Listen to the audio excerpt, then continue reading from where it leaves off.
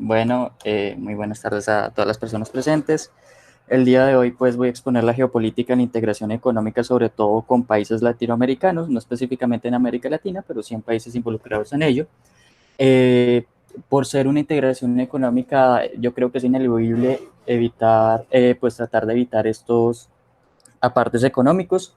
Entonces, de acuerdo con ello, pues primero en la introducción se va a dar una serie de apartado teórico económico acerca de cómo es la configuración del mundo en la actualidad. Esta configuración, pues teniendo en cuenta el dogma económico, la doctrina más bien económica del neoliberalismo y los diferentes niveles de integración económica. Esto como para dar la base de iniciar la exposición. Luego se van a dar las tres ejemplificaciones más importantes acerca de esta integración económica, sobre todo el Telecano NAFTA, que hace poco dejó de existir y se cambió por el TEMEX, luego el Mercosur y luego la Alianza del Pacífico.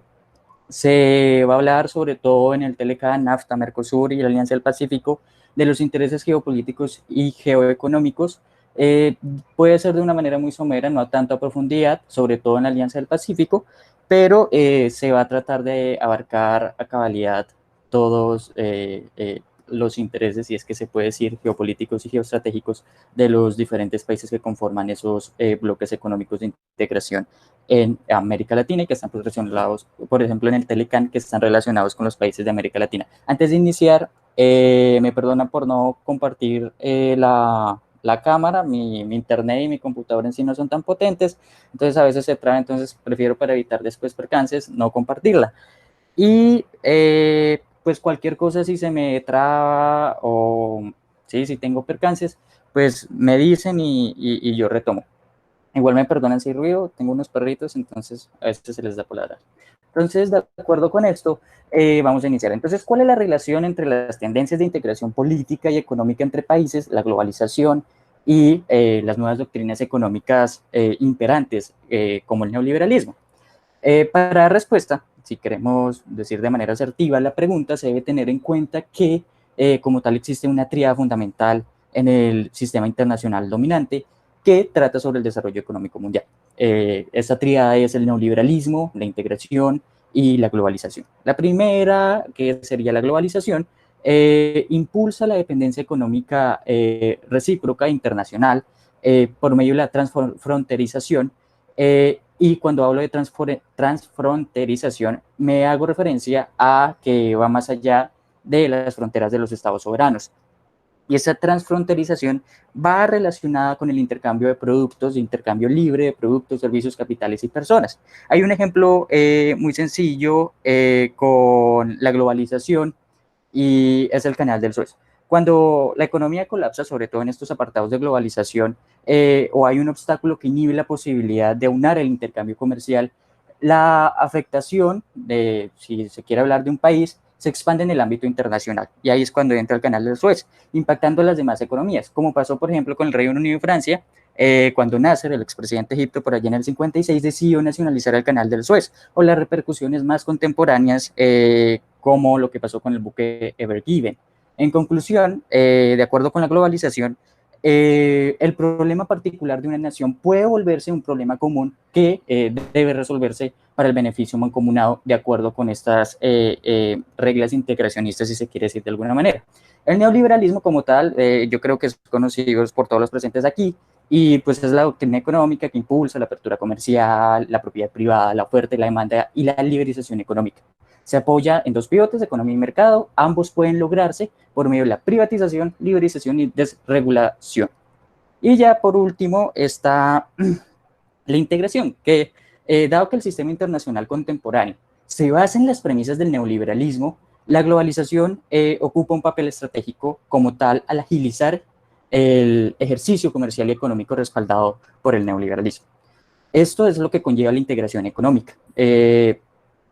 Que debido a que por medio de alianzas estratégicas entre empresas como multinacionales o transnacionales, naciones y regiones geográficas, se garantiza como tal la expansión y diversificación de los mercados de acuerdo a proposiciones afianzadas en el neoliberalismo, que pues ya las mencioné anteriormente.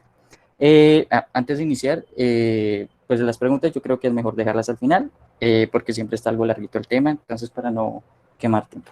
Entonces, de acuerdo con esto y abarcando más a profundidad, la integración global entre un gobierno, producción, conocimiento, interconexión social y demás ha impulsado la generación como tal de la profundización de una estrategia clave para la integración económica en el contexto internacional, que es el regionalismo, que es la alternativa por la que varios países buscan potencializar sus ventajas competitivas nacionales a través de alianzas geoestratégicas. Y con todo lo anterior se concluye que actualmente se está inmiscuido en un mundo globalizado donde las naciones luchan por obtener o mantener el poder y liderazgo frente a otras, pero no solo económicamente, sino también política, cultural y estratégicamente. Y aquí es cuando entran los modelos de integración, que como tal se va generando más y más nuevas estrategias para conservar la competitividad, la vanguardia tecnológica, la integración entre países, ya sea de manera bilateral, multilateral, regional, económica, social o política. El objetivo como tal es impulsar conjuntamente entre los países el desarrollo y la importancia de la competitividad hacia el exterior. Claro está, depende del nivel de integración que se adapte.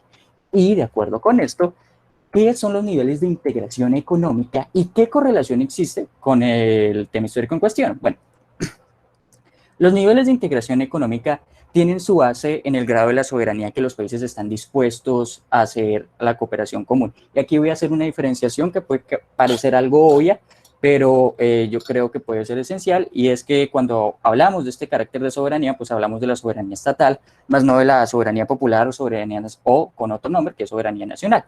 De acuerdo con esto, pues la soberanía estatal se basa como tal en reconocer el derecho a los propios estados de poder gobernarse a sí mismos, sus territorios y demás, sin injerencias externas. Acordémonos que esto fue articulado por allá por primera vez en 1648 con la Paz de Westfalia.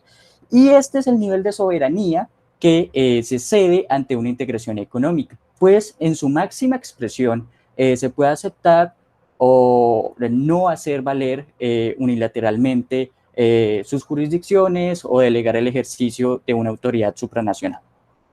Pero bueno, entablemos el análisis del primer y segundo nivel en la zona del libre comercio y la unión aduanera. Como tal, se tratan de acuerdos basados en la sola liberización de los mercados por medio de la reducción de aranceles y la instauración de un arancel externo común para los no miembros del Tratado de Cooperación. Es bueno tener en cuenta que la unión aduanera pretende como tal la protección del mercado interno, para así garantizar el consumo local de productos que se ofrecen en los países miembros. El mercado común,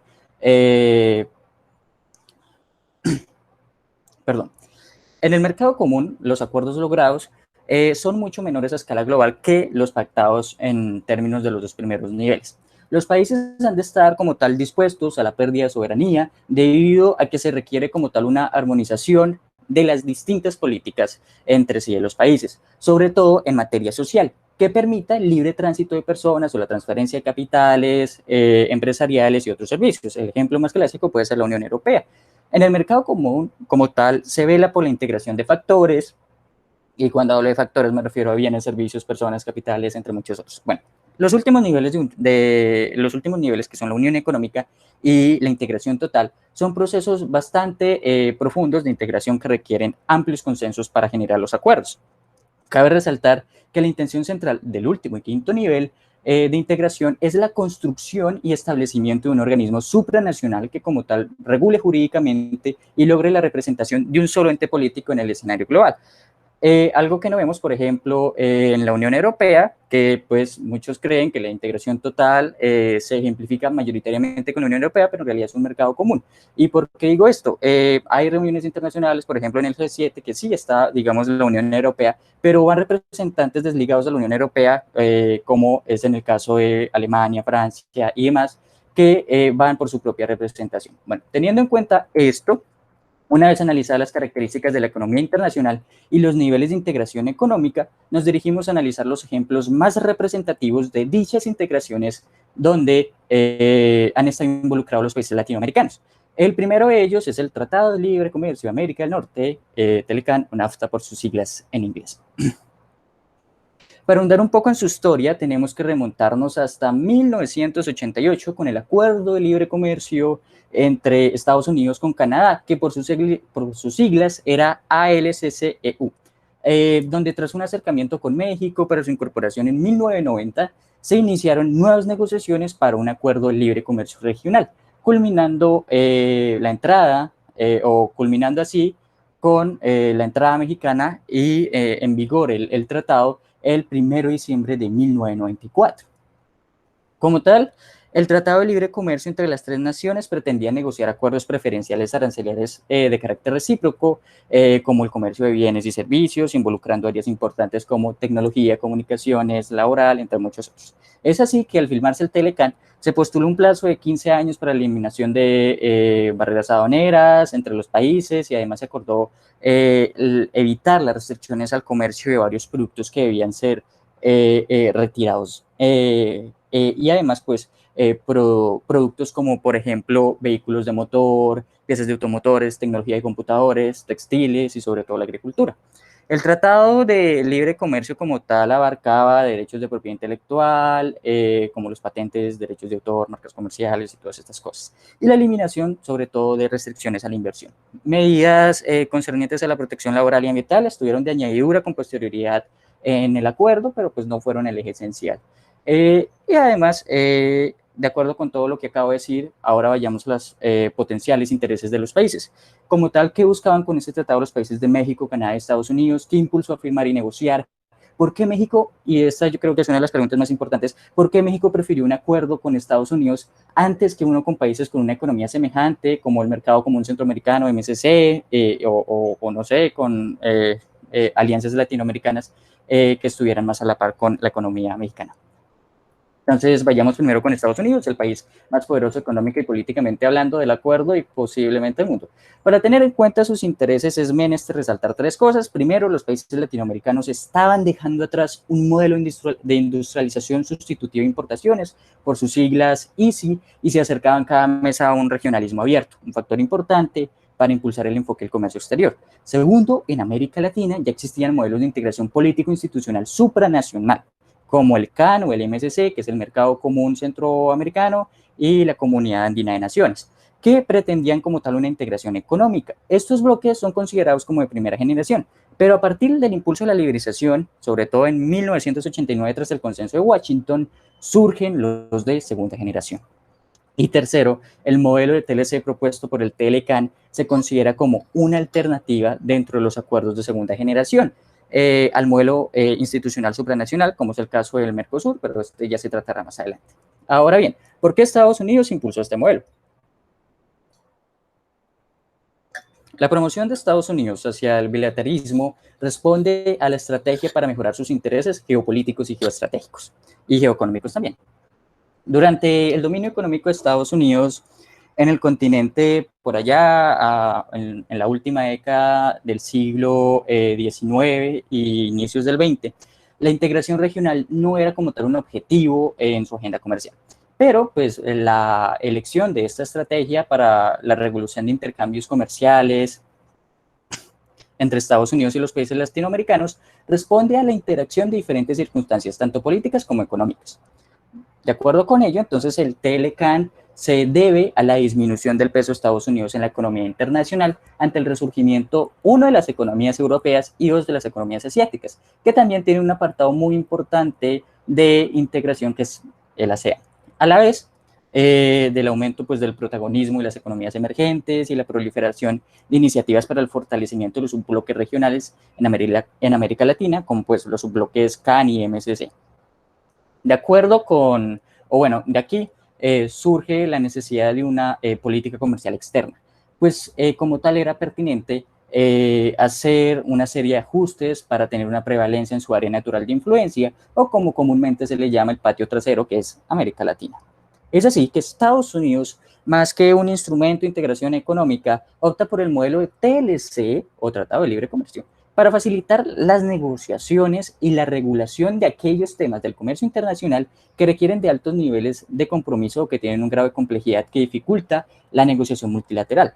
Los objetivos como tal del gobierno estadounidense con el Telecán fueron de carácter geoestratégico o como se denomina en sus políticas, Strategic Trade Policy, y geoeconómico, tales como asegurar un creciente acceso al mercado de petróleo mexicano.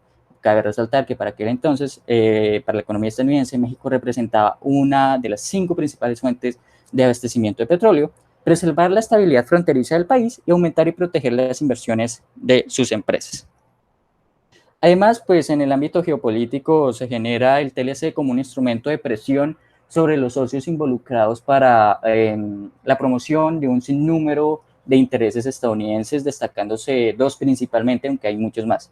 La primera, pues, es la medida defensiva ante el balance comercial negativo de Estados Unidos con algunos países de Europa y Asia, que ya lo había dicho anteriormente, y pues el fin como tal es alcanzar una mayor influencia comercial de Estados Unidos, o era alcanzar en países que están en vía de desarrollo como México y cercanos como Canadá, que tiene una economía menor. Y como segundo se plantea pues el modelo estratégico de seguridad nacional, tras lo que se dio en el 2001. Si bien a la hora de negociación del tratado, que fue por allá en 1994, no estaba aún lo ocurrido, pues obviamente por plazos de tiempo, lo de la seguridad nacional, esto sí tuvo un trasfondo con posterioridad, sobre todo en el TLCAN y en los futuros TLC que firmó Estados Unidos con los países latinoamericanos. Como tal, de acuerdo con esta seguridad nacional, se daba pues un enfoque más amplio a la política comercial externa, pues planteaba el libre comercio como tal, como una herramienta para luchar contra el terrorismo y además de exigirle a los países del acuerdo pues cooperación en su política exterior y metas de seguridad nacional. Aunque pues no es una, por decirlo así, una consideración necesaria, pero sí puede ser suficiente. En el apartado económico se pretende construir un modelo para el apoyo y la expansión de productos y servicios. Las empresas transnacionales o multinacionales, instituciones financieras estadounidenses a nivel global, y todo esto para lograr una mayor apertura en las economías de sus socios comerciales. En conclusión, la búsqueda de sus objetivos geoestratégicos o del modelo estadounidense crea un mecanismo jurídico como tal que regula y organiza los espacios comerciales en espacios concretos por subbloques regionales, como el caso del Telecan, incluso con países concretos, como fue el TLC por allá en, no sé, creo que fue en el 2000 con Chile, el TLC andino y bueno, y demás. Tal y como demuestra la cita de Rebeca Rodríguez, Estados Unidos no parte de un interés multilateral, sino bilateral. Entonces, esto hace, lo que pone en duda es si realmente la esencia de la política comercial internacional, sobre todo hacia Latinoamérica, de este país, parte de la generación de una cooperación conjunta entre los países. De acuerdo con esto, ahora vamos con México. Durante la época de la negociación y firma del Tratado de Libre Comercio, en México es bueno resaltar que gobernaba el presidente Carlos Salinas. Su interés del PRI, bueno, su interés era la creación de un acuerdo formal de comercio con Estados Unidos tras un desajuste estructural desfavorable en el conjunto de la economía de México. Cabe resaltar que para este tiempo América Latina, o la mayoría de los países latinoamericanos, estaba pasando por la crisis de la deuda.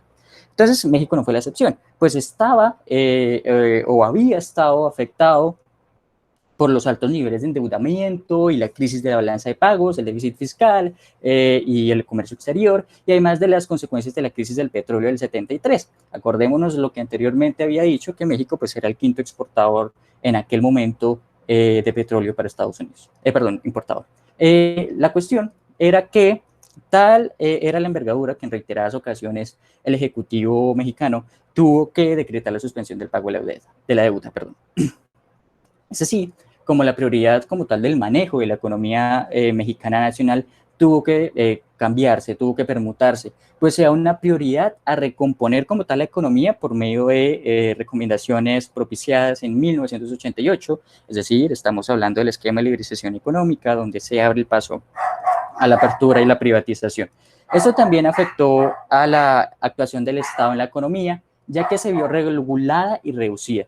México como tal se inserta así al sistema económico internacional mediante el fomento de exportaciones, dejando atrás la industrialización por sustitución de importaciones, de un regionalismo cerrado a un modelo de industrialización abierta, de un regionalismo abierto. En el ámbito geopolítico y geoeconómico, el beneficio estuvo más a favor de las grandes inversiones multinacionales estadounidenses, pues cada vez que se abría el paso a una integración, cada vez, incluso desde antes del TLCAN, se abría pues el espacio de una integración silenciosa entre las economías de Estados Unidos y México. Y además que la inversión extranjera pues aumentó mediante la institucionalización del acuerdo.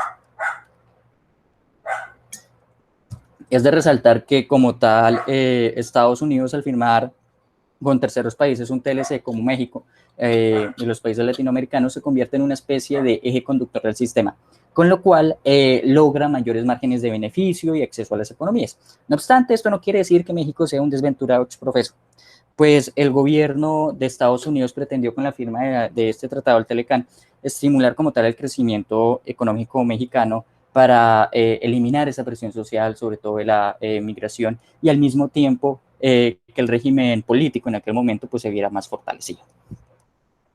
El mayor impacto como tal del Telecán se ejerce en Estados Unidos como en México. Sin embargo, claro está que la importancia de Canadá no es nada expresiva. El objetivo primero de Canadá como tal para negociar un nuevo tratado con Estados Unidos, acordémonos que antes del Telecán, como lo había dicho, estaba el TLC entre Canadá y Estados Unidos, ALCCEU, fue de carácter defensivo. Pues si Canadá hubiese permanecido al margen del Telecán, el único país que hubiese tenido acceso al libre de todos los mercados, tanto América del Norte como México, sería Estados Unidos, quedando al margen de cualquier redefinición de las reglas del comercio e inversión en Norteamérica. Además, un segundo objetivo por parte de Canadá con el Telecán pretendía la corrección de algunas fallas del anterior tratado comercial, contemplando la posibilidad de crear reglas más claras, transparentes con el comercio estadounidense. Por ejemplo, con el anterior acuerdo al CCU hubieron subidas de aranceles a los productos canadienses, sobre todo de automóviles como de marca Honda. Porque pues para Estados Unidos eran considerados como productos de otros países, más no enteramente productos de carácter canadiense. Y esto pues debido a que en el tratado, en el contenido regional pues del tratado, los productos debían estar en un umbral del 50% que fueran de los propios países. Entonces, de acuerdo a esto, tanto el Telecán como el ALCCU se pretendía mejorar la posición comercial de Canadá frente a Estados Unidos por medio de la facilitación de los movimientos de inversión, servicios, la eliminación de barreras de comercio de bienes y servicios, perdón, el equilibrio de la competencia entre las partes, la creación de mecanismos para la resolución de controversias, entre otras ventajas económicas. Como tal, en conclusión, los países involucrados, especialmente Estados Unidos, buscaban el desarrollo de proyectos mancomunados en la regulación de intercambios de productos, servicios, capitales y mano de obra, que culminaría o culminará en beneficios recíprocos, resaltando sobre todo las razones de proximidad geográfica e interés, tanto económicos como políticos, en común que se podían lograr en la permanencia de pues, áreas de cooperación económica entre los tres países miembros del Telecán. Pues bueno, ya terminamos con el Telecán, pero vamos con el Mercosur. La primera expresión magna, si se quiere decir, de lo que fue un empeño ulterior al Mercosur, se encuentra por allá en la decadencia de las dictaduras de Argentina y Brasil durante los años 80, donde surge el acuerdo llamado Acuerdo Alfonsín-Sarney por los presidentes de aquel entonces. Su objetivo como tal era político-estratégico. ¿Por qué? Pues ya que buscaba superar esta rivalidad económica y política y militar entre ambas potencias sudamericanas o el Cono Sur por medio de un programa gradual y equilibrado de apertura comercial recíproca y de creación de mecanismos de desarrollo industrial y tecnológico para configurar como tal un núcleo de un futuro mercado común. Lo anterior consolidaba el Tratado de Cooperación y Desarrollo en 1988. Yo pues nuevamente hago referencia a que la mayoría de estos acuerdos empiezan después del 89, el 88, cuando hace el Tratado de Washington, y por eso lo resaltaba en la introducción, porque es a partir de acá donde se configura, por decirlo de alguna manera, el mundo económico contemporáneo, sobre todo con el neoliberalismo y la liberalización y todos estos apartados. Entonces, como tal, este tratado, el Tratado de Cooperación y Desarrollo del 88, sería la base del Tratado de Asunción del 91, con lo cual se crea el Mercado Común del Sur, o Mercosur, comprendido no solo por Brasil y Argentina, sino también por las economías pequeñas como Uruguay y Paraguay. Además, este bloque sudamericano surgió como una contrapropuesta desafiante al área de libre comercio de las Américas, nuevamente Estados Unidos con sus intereses, que pues era un modelo grande de TLC. Y pues Estados Unidos promovió con fuerza o con ahínco estos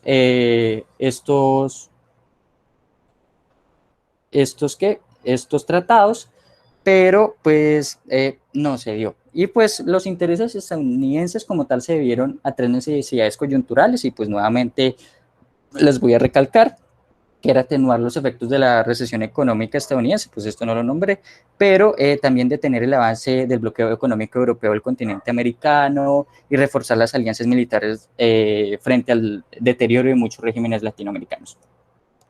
Así, pues el Mercosur se visualizó como un proyecto de integración económica para promover el libre intercambio y movimiento de bienes, personas y capitales. Es bueno resaltar que existe una zona libre de aranceles desde 1999, pero aún no se constituye una unión aduanera que pues era pues una unión aduanera eficiente que era como la base del tratado. Entonces, lo cual pues no se configura que se haya realizado uno de los principales objetivos. Entonces, sí, como se sabrá, con la llegada del gobierno del presidente Lula y la presidenta Kirchner, y el presidente Kirchner también, allá en el 2003, en una etapa post-neoliberal, dio al Mercosur una mayor importancia política que la que tuvo durante su creación. Es en este aspecto histórico que se acepta la adhesión de Venezuela, cuyo presidente fue Hugo Chávez. Y aquí vuelvo y resalto uno de los intereses estadounidenses, que era el TLC con los países andinos. Pues tras la retirada del país es que Venezuela pertenecía al CAN, pues yo creo que ustedes sabrán. Y pues a razón de un posible TLC con Perú y Colombia, con Estados Unidos, Venezuela se retiró y también pues se intentó integrar a Bolivia, quien pues hasta el momento no se formaliza como miembro pleno. Pero además de lo anterior, hay un país muy importante, no solo en el Mercosur, sino en América Latina, Brasil, que da un peso geopolítico particular a esta cuestión. Este país declaró a Sudamérica y obviamente el Mercosur como una de sus principales prioridades de la política exterior. Por medio del Mercosur, Brasil plasma su postura respecto a América del Sur y Latinoamérica mediante mayor interdependencia económica y responsabilidad política, ejerciendo en ciertas ocasiones el papel de mediador político. Un ejemplo anterior fue el grupo de Mila por allá de Lima, por allá en el 85, que buscaba expandir como tal acción multilateral para pues, la búsqueda de la paz en Centroamérica.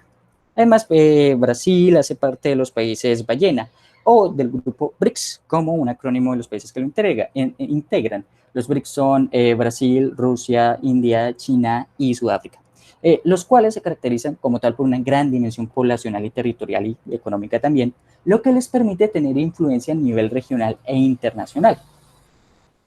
En el primer aspecto es bueno recalcar que estos países tienen liderazgo en la región a través de su ubicación geoestratégica y política. Brasil ha sabido llevar una política de desarrollo comunitario o neodesarrollista aprovechando las virtudes preliminares, pues, ya nombradas con anterioridad. Es decir, que el desarrollo económico, por medio de la integración de un proceso de trabajo compartido, y para lograr esto es necesario de una hegemonía cooperativa que consiste en una forma de dominación suave, coloquémoslo entre comillas, que utiliza la capacidad de poder agregado. En otras palabras, es la capacidad que tiene dicho Estado, en este caso Brasil, para convencer a un agregado de Estados vecinos para que apoyen y desarrollen su proyecto regional. Y esto se ejerce mediante dos mecanismos, integración y cooperación. Pero cabe resaltar, no obstante, que esto tiene ciertas ventajas para Brasil. Primero, un mecanismo de integración es necesario para construir y consolidar un poder en expansión, no solo regionalmente hablando, sino también global. Segundo, es una dominación más cercana a la legitimidad, pues requiere la colaboración de otros estados, concadenando dos vertientes, incentivos para garantizar la estabilidad y la obstaculización de alianzas con terceros estados. Un ejemplo de esto último es el surgimiento del Mercosur en respuesta a la proposición del ALCA por parte de Estados Unidos, que como tal estaba este Estado, o Estados Unidos, este gran país, por fuera de la influencia brasileña. Tercero, permite la inclusividad en el sentido de que facilita el acceso de los estados asociados a recursos estratégicos. Y cuarto, facilita la discusión de las doctrinas políticas y modelos que son de interés regional. Por ejemplo, cuando hubo la ola bolivariana pues en Sudamérica, que estuvo tanto Brasil con Lula, Argentina y Venezuela con Kirchner y Chávez, pues impulsaron modelos que resaltaban esta noción de latinoamericanidad. Entonces, nuevamente, a modo de colofón, traigo una cita de Rodríguez, y pues no me basé solo en este texto, pero son varios, pero son los que más me llamaron la atención, y pues es innegable que el poder de expansión e influencia que ha tenido Brasil regionalmente, y esto se debe sobre todo bajo un impulso gubernamental de la política exterior que se permite posicionar colaborativamente como una potencia en la región, además de vislumbrarse como un referente internacional. Su posicionamiento tiene un empeño ulterior, porque también su poderío o el poderío de Brasil se debe a su pasado histórico, por lo menos que Brasil fue un imperio en un principio, Brasil con su diplomacia le fue quitando territorios a los países que eran sus vecinos, que son las mayorías de Sudamérica, y pues así es como pues, Brasil tiene una preponderancia y pues pertenece al grupo BRICS y es considerado como un país ballena.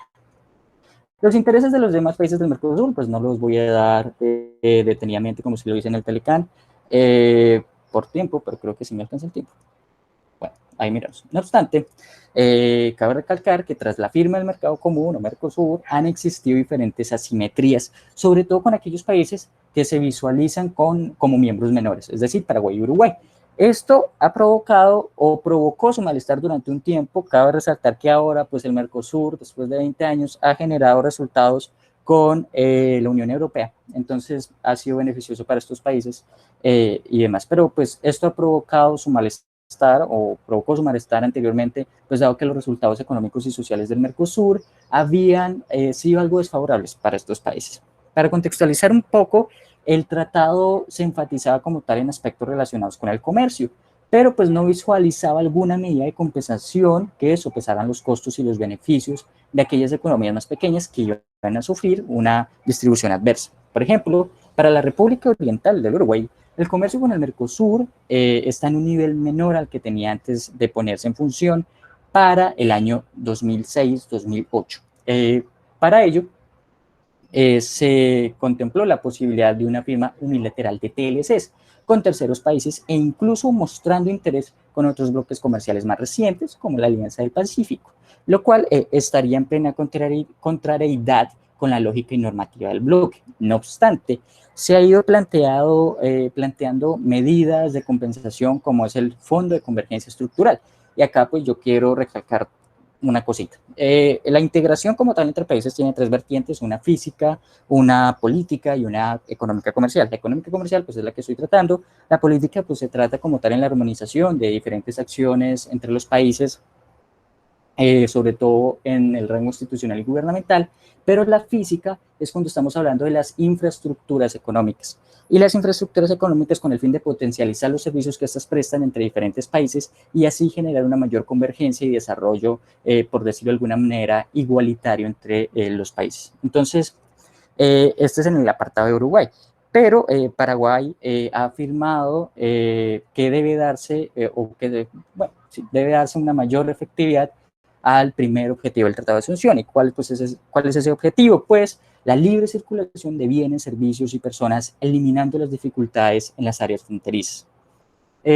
Cabe recalcar que difícilmente Uruguay y Paraguay podrían suscribir un TLC unilateralmente, y no lo hicieron en el pasado y es poco probable que lo hagan en el futuro cuando por fin el Mercosur está dando resultados.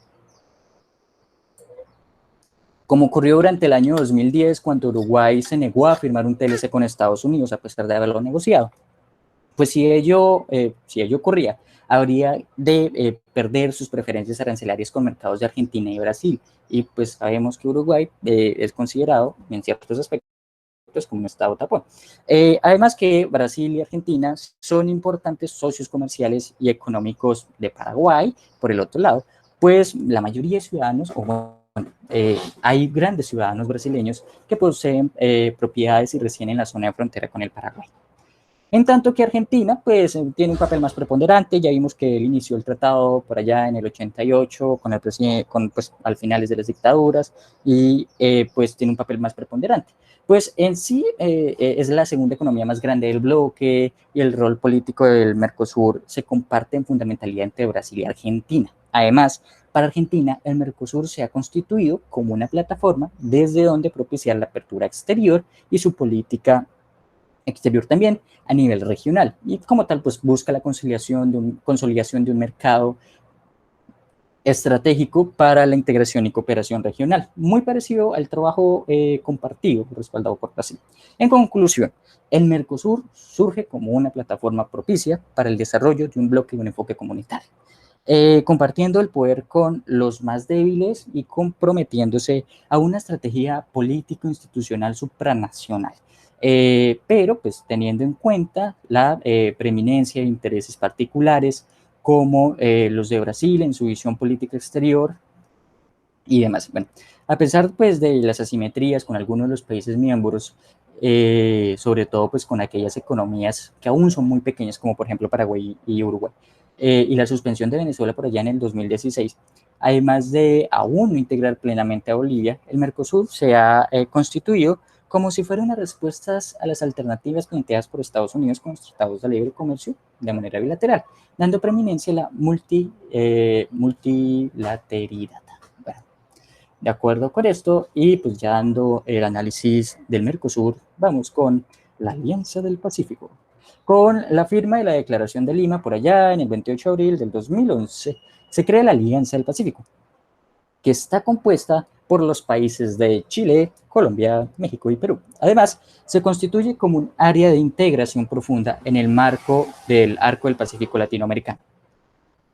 La característica primordial como tal de estos cuatro países es que al momento de su fundación tenían afinidades políticas y pues económicas, y también estabilidad macroeconómica e infraestructura orientadas al regionalismo abierto. Desde el momento de su fundación, como tal, la alianza se ha construido como una plataforma estratégica por la cual cumplir su objetivo primero, que es avanzar hacia la circulación de servicios, circulación libre, claro está, de servicios, capitales y personas, impulsar la competitividad y el crecimiento económico para superar las desigualdades socioeconómicas y la inclusión social, y enfocarse tanto política como económicamente en la articulación de un mundo Asia-Pacífico. De allí su nombre, la Alianza del Pacífico. Bueno, la Alianza del Pacífico desde su fundación ha logrado varios mecanismos para poder cumplir sus objetivos. Entre estos están, pero ya veremos con posterioridad qué ha pasado con ellos, que el desarme arancelario para un incremento del comercio interregional, la creación de fondos para el apoyo de pequeñas y medianas empresas, la conformación de un mercado integrado latinoamericano, MILA, por sus siglas, en el ámbito financiero, la eliminación del visado del turismo y de viajes de negocios, el incremento de la movilidad estudiantil por intercambios y becas, y por último, embajadas comunes en países africanos y asiáticos, entre otros. Si no estoy mal, la embajada de Marruecos está compartida de la colombiana con la de Chile. Bueno, es así como la Alianza del Pacífico se contrapone al Mercosur, al haber apostado por un modelo consistente en apertura comercial y financiera en el mercado mundial. Se podría decir que incluso la Alianza del Pacífico se ha generado como un mecanismo de integración de carácter pragmático, que genera confianza recíproca, dejando de lado las diferencias políticas e ideológicas, por ejemplo en México con la llegada de AMLO, pues en contraposición política al gobierno mexicano anterior, que no me acuerdo cuál era el presidente, bueno, el nombre del presidente, se sigue un compromiso para la alianza, aunque pues no con el mismo ahínco que antes. Entonces, en el ámbito geopolítico, abarcando como tal la geopolítica, se podría afirmar, si es que lo podemos llamar geopolítica a mi breve análisis de carácter muy somero, se podría afirmar que la Alianza del Pacífico, desde su fundación, ha pretendido hacer frente a la hegemonía brasileña en América Latina, contrarrestando su influencia, sobre todo en el ámbito integracionista, por ejemplo, el Mercosur. Además, aunque con menor ahínco se persigue hacer frente a la penetración de la República Popular China en la región, aunque pues yo tengo dudas, ya les diré por qué, pues este país posee desde la última década, perdón, década, importantes inversiones en Brasil y Argentina, miembros del Mercosur. Pero, y acá venimos con el análisis, si analizamos de manera comparativa los países miembros de la alianza, la relación con China resulta imprescindible, pues para Perú y Chile, China se constituye como el principal proveedor de sus exportaciones e importaciones. Si bien para México y Colombia la relación económica con el gigante asiático no varía mucho, pues para el primer país, que es México, es el tercer país en exportaciones y el segundo en importaciones, y para Colombia es el segundo, tanto en exportaciones como importaciones. Estos dos países, México y Colombia, tienen a Estados Unidos como principal exportador e importador. Desde la contrapropuesta del Mercosur, y el gigante brasileño, México como tal ha buscado dentro de la alianza acercarse a una mayor influencia regional. Pues como se evidenció desde el principio, las relaciones económicas mexicanas estuvieron orientadas hacia una norteamericanización más que hacia un enfoque latinoamericano. Por ello, le es pertinente a México reemplazar a Brasil, si es que puede, como foco de atracción de inversión multinacional y protagonismo principal de los foros internacionales, cosa con la que está de acuerdo Estados Unidos, pero pues no por un desarrollo cooperativo, sino por su propio interés de influencia en la región. La Alianza del Pacífico busca el aumento como tal de los países que son miembros del acuerdo en la presencia global de asuntos económicos, financieros, sociales y comerciales. Por ello, su enfoque es ser un polo de atracción e inversión extranjera. Esto se ha intentado por medio del mercado común latinoamericano MILA, que ya lo había nombrado con anterioridad, que se consolida o que se ha consolidado como un mecanismo por el cual crear un mercado financiero de capitales que contribuye a la consolidación del crecimiento económico. No obstante, hasta el momento yo consideraría que he pintado muy bonito la Alianza del Pacífico. Si bien la Alianza del Pacífico durante los primeros 5 años tuvo importantes avances, como ya les dije, las becas, la integración de los mercados financieros, entre muchos otros, en la actualidad la fuerza de la Alianza del Pacífico se ha perdido un poco y es pues algo muy parecido a lo que han pasado con los bloques integracionistas latinoamericanos, que en un principio se tiene suma expectativa, vienen países observadores, ven con suma esperanza dichos apartados integracionistas, pero en últimas terminan perdiendo la fuerza que tenían antes y como tal no se consolidan los principales objetivos. Vemos, por ejemplo, el Mercosur, que a pesar de que quería forjar una unión aduanera, pues no la ha forjado completamente y tuvo que demorarse 20 años para la negociación de manera multilateral con la Unión Europea.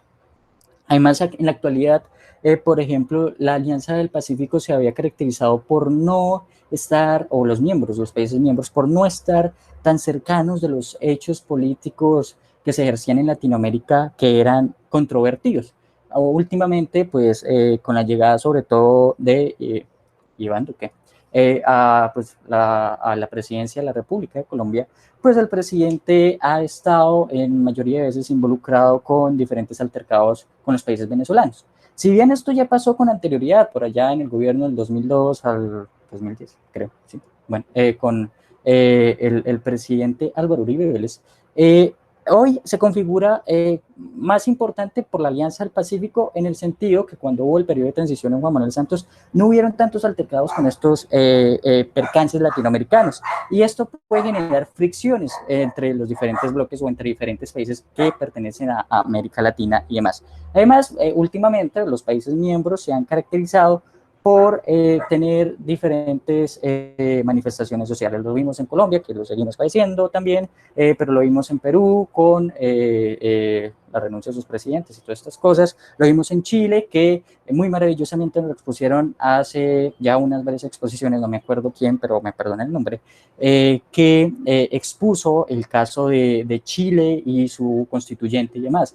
Y también, pues en México, pues no se ha tenido tanto revuelo, pero México se ha cambiado de gobierno que es AMLO. Si bien ha tenido el ahínco o la fuerza para seguir con, con me perdonan si escuchan el camión de los helados, si AMLO como tal había apoyado o sigue apoyando esta Alianza del Pacífico, la Alianza del Pacífico ha tenido varios retrocesos, ha cambiado su utilidad somera, por decirlo de alguna manera, y se ha enfocado en muchos apartados, y pues aún pues estamos en duda si realmente la Alianza del Pacífico será la mejor ejemplificación o el paradigma en América Latina de la integración económica, como pues en un momento se presumía que iba a ser el Mercosur, aunque pues lo sigue siendo y tiene sus importancias.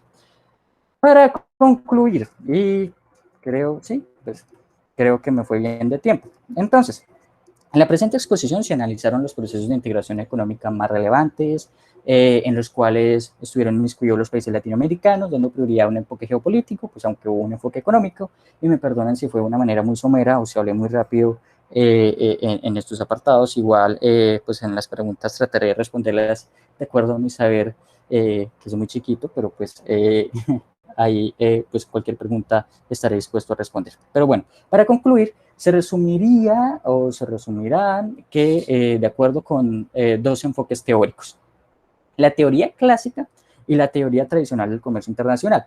Sinceramente, no he tenido pues una referenciación tan amplia de la teoría clásica y la teoría tradicional en el comercio internacional, pero lo nombraron en uno de los artículos que lo leí y me pareció muy importante para concluir. Entonces, según la primera, que es la teoría clásica del comercio internacional, para que realmente se reflejen los beneficios del libre comercio entre dos países, las exportaciones deben ser igual a las importaciones. Esto se podría cumplir en economías equiparables, por ejemplo, el Telecan y Canadá y Estados Unidos, que pueden tener o que pueden llegar a tener en cuenta este precepto. No obstante, en economías desequilibradas como México y Estados Unidos, no se cumple. Y en conclusión, la relación comercial asimétrica concatena beneficios asimétricos. Y respecto a la segunda, la integración, la segunda que es la cooperación conjunta o la que va aparte de la teoría tradicional del comercio internacional, la intención central como tal pues es la cooperación conjunta y pues el bienestar común y desarrollo económico. Por tanto, ambas partes al afrontar condiciones similares en temas como la vulnerabilidad externa y la dependencia económica, se apoyan recíprocamente en la búsqueda de un desarrollo económico. Un ejemplo de ello es Brasil, en su enfoque neodesarrollista, como ya lo venía diciendo, que se prima o se apoya primeramente a la cooperación y la integración bajo un trabajo compartido, y otro es el ejemplo de la Alianza del Pacífico, cuyos países miembros tienen economías semejantes y equiparables, buscando así una mayor cooperación en torno a un objetivo particular. Claro, de acuerdo hacia un enfoque regionalismo abierto y acorde a las tendencias de las doctrinas de la economía contemporánea. En conclusión, y para culminar, se buscan aprovechar las ventajas comparativas entre los países para tener una mayor influencia internacional en el ámbito económico, político, culturalidad, estratégico y demás. Entonces, muchas gracias. Estos son las referencias de lo que utilicé y ya, eso es todo. Sebas, muchas gracias por la exposición. A mí me parece que estuvo muy buena, muy completa. Y por favor nos pasa la diapositiva para montarla en el Drive. Igual también voy a pasar lo mismo con la grabación. Todavía tengo que montar otras. Pero muy buena la exposición realmente. No sé qué preguntas tengan Alejandro, Juan Daniel, Sofía, Sergio. Alejandro levantó las manos. Bueno, la manita. Sebas, ¿qué más? No, parce, excelente, excelente exposición. Creo que las exposiciones buenas son las que lo dejan a uno con un montón de preguntas. Y yo tengo un montón de preguntas. No sé si las vamos haciendo como por de a poquito, o qué, o cómo. Pero una de las preguntas más importantes está en el chat. No mentiras. En cuanto a lo de, o sea, empezando pues como por el principio con el Telecan, no sé si se le puede decir así, Telecan. Eh, no sé si tuviste la oportunidad de ver la exposición que hice hace 8 días, creo que fue hace 8 días, sobre la cuestión de Wallerstein y el sistema mundo. Y me parece bastante interesante pues cómo termina la cuestión o cómo termina denominando a este tipo de alianza la teoría clásica, en lo que vos pones como las conclusiones, ¿cierto? Que es una relación asimétrica con beneficios asimétricos. Y lo que pasa aquí es que yo me ponía a pensar y claro, es que Estados Unidos lo que busca a través de los TLCs, digámoslo como tratados más, entre comillas, soft, porque no ceden tanto en la soberanía, es mantener esa relación de potencia o esa relación hegemónica o esa relación dispar, ¿cierto? Entonces yo creo que en ese mismo sentido uno debería como tratar de leer o de rastrear cuáles son las intenciones de los TLCs, obviamente de Estados Unidos con diferentes países, diferentes estados latinoamericanos, y cómo un TLC podría, digámoslo, redundar en esta cuestión que expone Wallerstein del sistema mundo o de los países del primer mundo contra los países del tercer mundo o la tecnología de punta contra la mano de obra y contra los insumos y contra las materias primas. O sea, no sé, me parece bastante como importante tratar de resaltar eso. Ahora bien, cuando vos dijiste, creo que mencionaste algo sobre un modelo jurídico a partir pues del Telecán y los TLCs, yo te quería preguntar esto cómo se hace y cuán vinculante es, ¿cierto? No sé si entiendas la pregunta. Pues no sé si me la puedas expandir un poquito. Sí, cuando dices, digamos lo que en el Telecán, pues sí, y a través de los TLCs se crea como un modelo jurídico para tratar de, digámoslo, ¿cómo se dice? Regular esas interacciones económicas. ¿Cuán vinculante es este modelo jurídico que se crea entre estos tres estados o entre dos estados que suscriben un TLC? Vale, pues yo creo que esa pregunta la puedo responder muy fácilmente en la introducción que pues decía los niveles de vinculación que tenían los diferentes países cuando se hablaba de una integración económica. Y de hecho pues también diferenciaba pues en los hechos de integración económica, integración política, integración física. Cuando pues hablamos de la integración económica, el nivel menos vinculante es la zona de libre comercio, el Tratado de Libre Comercio. ¿Y por qué es el menos vinculante? Porque no hay una pérdida de soberanía. Pero, no obstante, allí se basa sobre todo pues, en el libre intercambio de mercancías, en la reducción arancelaria y entre muchas cosas que dan como tal una prelación, un tratado primordial de mutuo beneficio, si es que se quiere decir, pero ya pues yo creo que en la conclusión lo decía con la teoría clásica y la tradicional del libre comercio. Y, y la idea pues es hallar una especie de cooperación interacción entre los diferentes países que son miembros de este tratado, pero pues la manera de desarrollarse económicamente de manera equitativa, recíproca y con ciertos privilegios que no tendrían con otros acuerdos. Pero yo creo que pues como tal es el menos vinculante, sobre todo porque no hay pérdida de soberanía en el sentido como lo decía al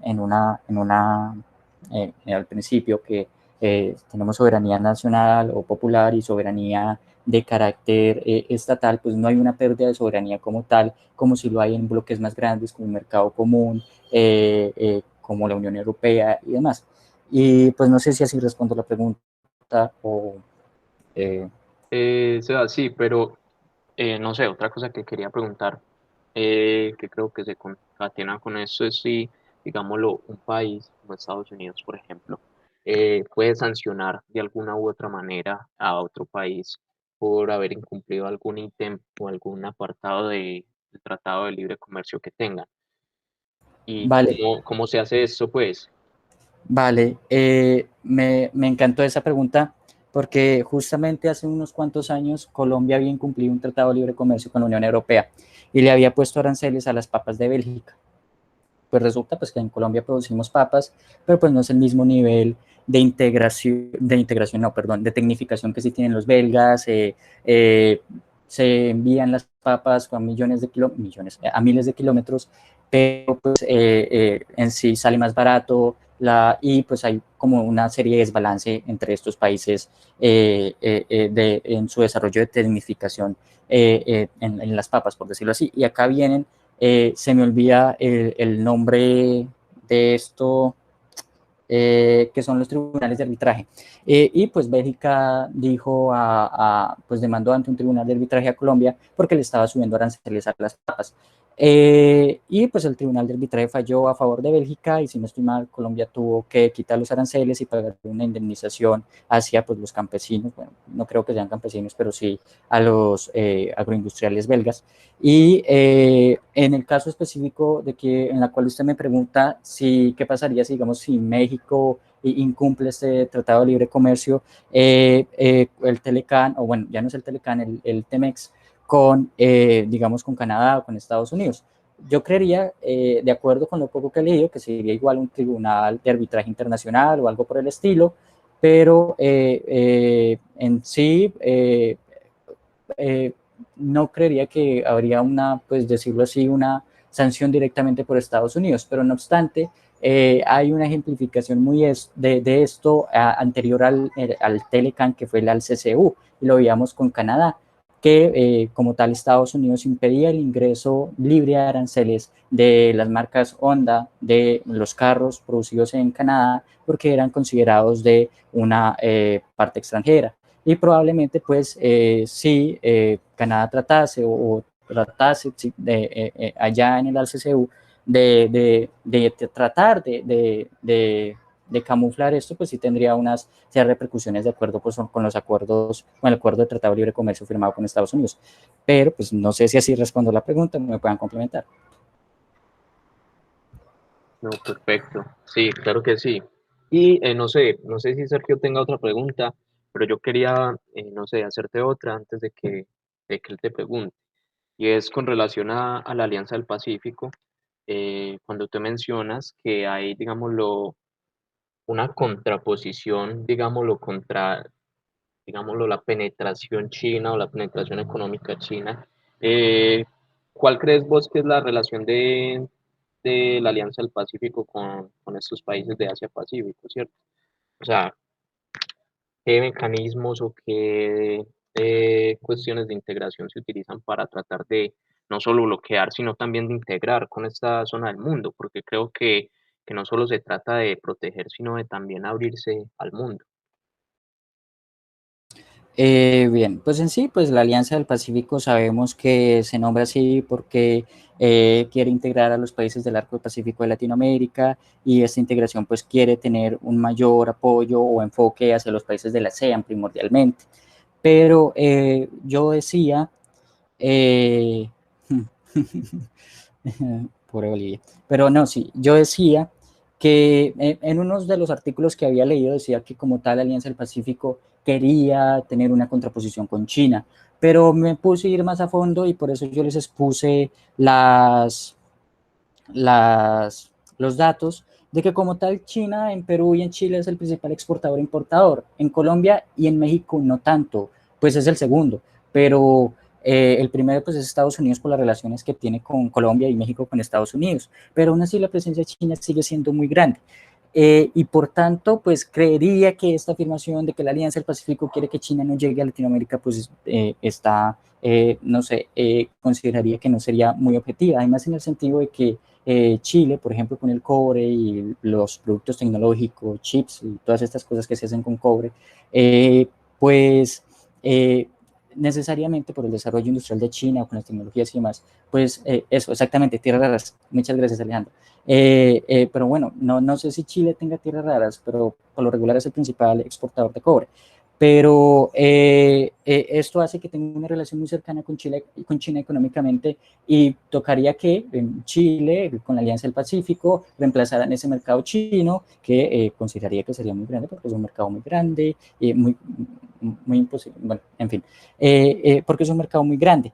¿Qué mecanismos utilizaría? Pues eso lo traté como de resaltar al final, y es que si bien la Alianza del Pacífico buscaba una integración mayoritaria de libre comercio con un enfoque neoliberal, por decirlo de alguna manera, con los países, la Alianza del Pacífico aún incluso no ha definido de manera clara cuál es el papel de los países observadores, perdón, que hay muchos países de la ASEAN y de Asia-Pacífico que son observadores, y aún no define con claridad, y tampoco pues el papel que deben cumplir, y tampoco la Alianza del Pacífico aún tiene pues un tratado internacional como si lo tiene Mercosur con la Unión Europea totalmente relevante, que digamos, bueno, la Alianza del Pacífico realmente en estos momentos sí está buscando una integración o una mayor correlación internacional con estos países del Asia-Pacífico. Por tanto, pues creería que si hay algunos mecanismos no están siendo pues lo demasiados elocuentes, por decirlo de alguna manera, o efectivos.